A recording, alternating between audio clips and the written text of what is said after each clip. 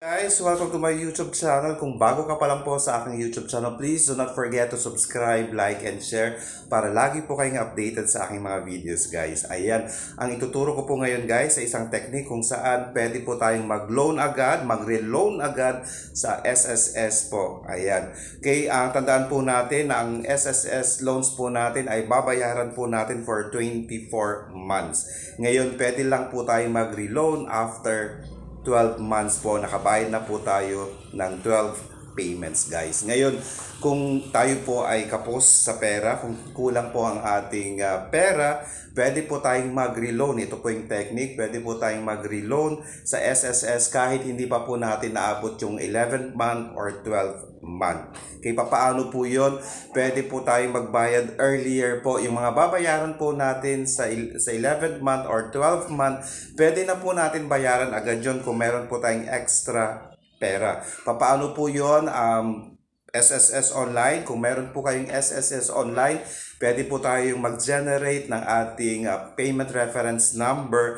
Tapos babayaran po natin yung 11th month at 12th month. Hindi na po natin hihintayin yung ika-11 or 12th month bago po natin bayaran. So, madali na po nating mababayaran at madali na po tayo makapag-renew ng ating SSS loan. Ayan. So, ulitin ko po, no? Mag-generate na lang po tayo ng payment reference number, ang tinatawag po nating PRN, and bayaran na po natin ng mas maaga. Kung meron naman po kayong budget, pwede ninyo na pong bayaran ang 11th month or 12th month para mapadali po ang ating reloan sa SSS. Ngayon, kung meron na po tayo ng generated PRN, nakapag-generate na po kayo, pwede na po natin ito bayaran sa ating GCash. Kaya i-input lang po natin yung PRN reference number, yung amount, kaya ang inyong account number, and then i-click na lang po at magbabawas na po yan sa inyong GCash.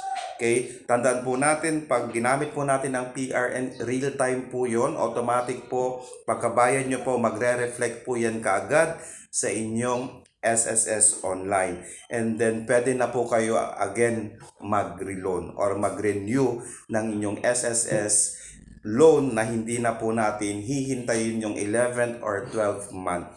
Okay? Guys, sana nakatulong po ako. Isa po itong technique na pwede nyo pong gawin. Maraming salamat po.